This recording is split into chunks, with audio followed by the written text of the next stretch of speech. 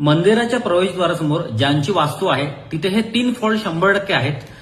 पहिला फॉल्ट असा आहे की सुसाईड करणारी लोक आहेत त्या घरामध्ये आम्हाला नक्की मिळालेली आहेत. तुम्ही पण आजूबाजूला मंदिरं बघा आणि तिथे लोकांनी सुसाईड केलं का बघा. साधारणतः 30 वर्षातून एकदा ही घटना घडते. त्याच्यामुळे आतापर्यंत माझ्याकडे रिझल्ट असे आहेत की ज्यांनी मंदिराच्या समोर किंवा मंदिराच्या प्रवेशद्वारासमोर ज्यांनी घर बांधलेलं आहे किंवा त्यांचे प्लॉट आहेत खरेदी केलेत नंतर घर बांधलेलं आहे तिथे सुसाईड गोष्टी झालेल्या आहेत. लोकांनी स्वतः जीव दिलेले आहेत लहानपणी किंवा लग्न ठरत नाही म्हणा किंवा अनेक फॉल्ट असतील कर्जबाजारी झालेत म्हणून भरपूर उदाहरणं आहेत. त्याच्यामुळे हा फॉल्ट राहतो.